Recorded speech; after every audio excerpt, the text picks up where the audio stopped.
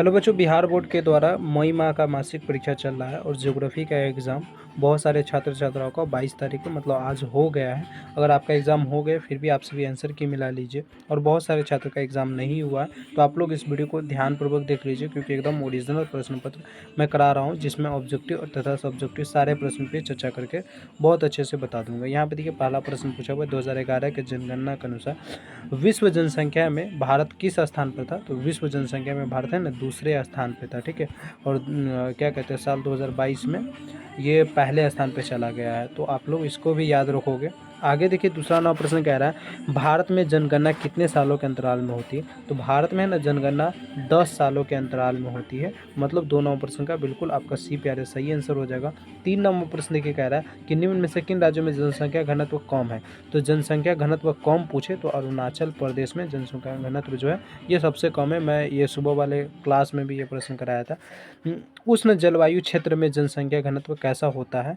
उष्ण जलवायु वाले में है ना सघन होता है, विरल होता है, ए और बी दोनों होता है, विरल होता है, ठीक है। तो यहाँ पे 4 नंबर प्रश्न का बी हो जाएगा।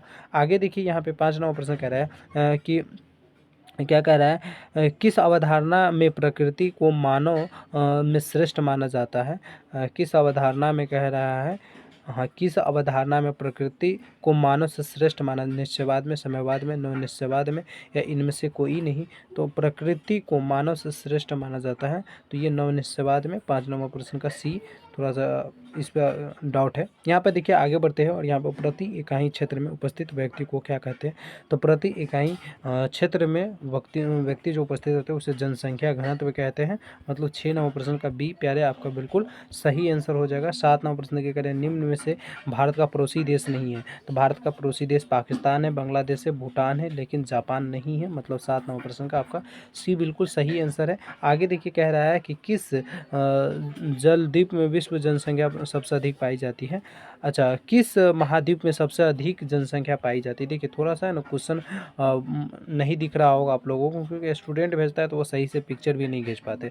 यदि आप लोग सही से पिक्चर खींचते हैं तो प्लीज़ सही से खींच के भेजिए, जिससे क्या होगा हम आंसर की अच्छे से बता पाएंगे।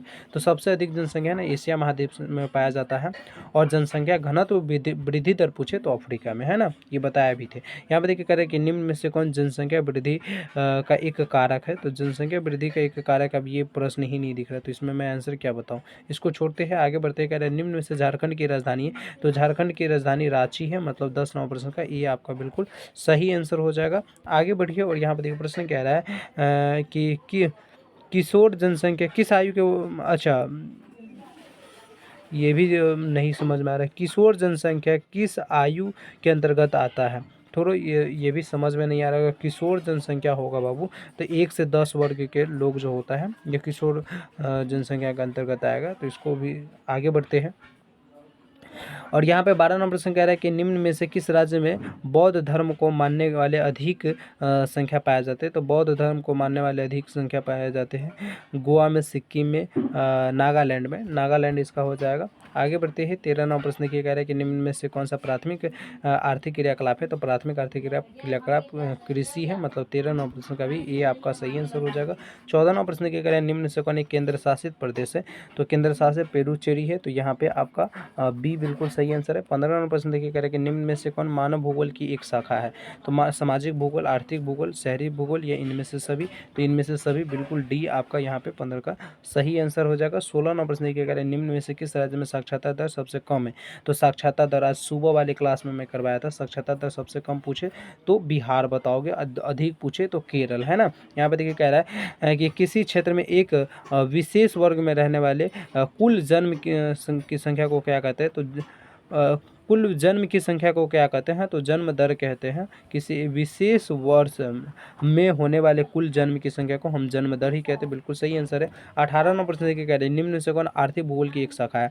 तो आर्थिक भूगोल, कृषि भूगोल, औद्योगिक भूगोल, सक्षम भूगोल, इनमें से सभी। यहाँ पर भी आपका डी बिल्कुल सही आंसर हो जाएगा। आगे बढ़िए प्यारे, और 19 नंबर प्रश्न देखिए, 19 नंबर प्रश्न क्या कह रहा है कि जनसंख्या के सिद्धांत को, ये भी प्रश्न दिख रही है। 20 नंबर प्रश्न भी दिख नहीं रहा है। 21 नंबर प्रश्न क्या कह रहे हैं निम्न में से जनसंख्या बिहार को निर्धारण कर तो इनमें से सभी यहाँ पे डी हो जाएगा, यहाँ पे भी आप डी लगा लीजिएगा, हालांकि दिखता नहीं है तो इसलिए मैं आंसर नहीं बता पा रहा हूँ। चलिए डोंट वरी।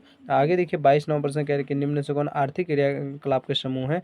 तो आर्थिक क्रियाकलाप के समूह है, ये क्या है, ये भी नहीं प्रश्न दिख रहा है। प्रश्न दिखेगा तब ना मैं आंसर बता। निम्न में से कौन भौतिक भूगोल की एक शाखा है। भौतिक भूगोल की एक शाखा है। जलवायु भूगोल, तो जलवायु भूगोल, समुद्र भूगोल, ये सभी हो जाएगा। डी यहाँ पे भी आपका सही आंसर हो जाएगा। आगे बढ़ते हैं और यहाँ पे देखिए 21 नंबर प्रश्न आप सभी से सॉरी 23 नंबर, निम्न में से द्वितीयक क्रियाकलाप है। तो द्वितीयक क्रियाकलाप है ना, उद्योग हो जाएगा, उद्योग हो जाएगा। निम्न में से किस क्षेत्र में विरल जनसंख्या पाया जाता है। तो विरल जनसंख्या जो हो जाएगा ना, यह ये क्या है, और नदी घाटी के क्षेत्र में, इनमें से सभी ओलफ द्वीप, औद्योगिक क्षेत्र, विरल जनसंख्या। हाँ, तो औद्योगिक क्षेत्र यहाँ पे डी बिल्कुल सही आंसर हो जाएगा। चलिए आगे बढ़ते हैं और यहाँ पे देखिए प्रश्न आप सभी से पूछ रहा है कि किस करा के जनगणना किस वर्ष, अंतिम जनगणना 2011 में हुआ था। अंतिम जनगणना 2011 में हुआ था। 2021 की जनगणना हुआ या नहीं हुआ, इसकी कोई अथी नहीं है। तो अगर आप डी भी लगाते तो सही हो जाएगा, लेकिन मेरे हिसाब से आप सी लगा कर आएंगे तो बिल्कुल सही हो जाएगा। 27 नंबर प्रश्न कहते हैं निम्न में से कौन एक नगरीय समस्या है। तो नगरीय समस्या इनमें से सभी जल प्रदूषण, ध्वनि प्रदूषण, वायु प्रदूषण, ये सब नगरीय समस्या है। तो डी आपका यहाँ पे भी सही आंसर है। यहाँ पे देखिए निम्न से कौन कृषि के कार्य के अंतर्गत आता है। तो इनमें से सभी ये सारे कृषि के अंतर्गत आता है। 29 नंबर प्रश्न कह रहा है किसी भी देश की जनसंख्या गुणवत्ता की पहचान किसके आधार पर की जाती है। तो प्रति व्यक्ति आधार, शिक्षा के स्तर पर, तो इन दोनों के स्तर पर किया जाता है। आपका सी बिल्कुल सही आंसर हो जाएगा। 30वां प्रश्न क्या कह रहा है कि निम्न में से किसने जनसंख्या विकार को सिद्धांत दिया है। तो जनसंख्या विकार के सिद्धांत किसने दिया है। जनसंख्या विकास, विकास है या विकास, छोड़िए ये भी प्रश्न नहीं दिख रहा है। आगे बढ़ते हैं और देखिए लघु, ये सब्जेक्टिव में ये सारे प्रश्न पूछा गया था। ठीक है, सारे प्रश्न जनगणना से शुरू था और टोटल प्रश्न पूछा गया था लघु उत्तरीय, दीर्घ उत्तरीय। तो लघु उत्तरीय प्रश्न का ये सारा आंसर है। ठीक है, आप सभी देख सकते हैं।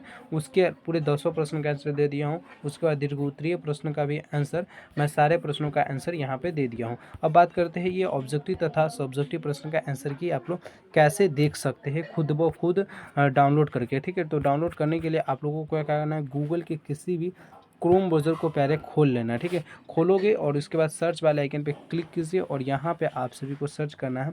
क्या सर्च करेंगे, BSc कैरियर। ठीक है, जैसे ही सर्च कीजिएगा यहाँ पे BSc कैरियर दिख जाएगा, आप लोग इस पर क्लिक कर लेना है। ठीक है, BSc पे क्लिक कीजिएगा। BSc पे क्लिक करने के बाद कुछ इस प्रकार से ये ओपन हो जाएगा। थोड़ा सा नीचे करना है, क्वेश्चन आंसर वाले सेक्शन में आना है। क्वेश्चन आंसर वाले सेक्शन में आएंगे, यहाँ पर ज्योग्राफी दिख जाएगा। ज्योग्राफी पे आप सभी को सिंपल से क्लिक कर लेना है। ठीक है, जैसे ही ज्योग्राफी पे क्लिक कीजिएगा कुछ इस प्रकार से ये पोस्ट ओपन हो जाएगा। ओपन होने के बाद इसे अच्छे से पढ़ सकते हैं।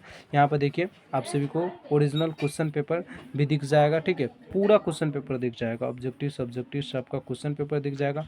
यहाँ पे आंसर की दिख जाएगा और उसके बाद सब्जेक्टिव प्रश्न का भी आंसर की यहाँ पे दिख जाएगा। उसके बाद नीचे थोड़ा और कीजिएगा तो डाउनलोड का भी लिंक मिल जाएगा। ठीक है, तो यहाँ से आप लोग डाउनलोड कर लीजिए या यहीं से आकर देखकर अच्छे से तैयारी कर लीजिए। उम्मीद करते हैं ये वीडियो बहुत पसंद आया होगा। पसंद आया तो प्लीज़ वीडियो को लाइक कर दीजिए, चैनल को सब्सक्राइब कर लीजिए। मिलते हैं अगले वीडियो में, जब तक के लिए जय हिंद, जय भारत।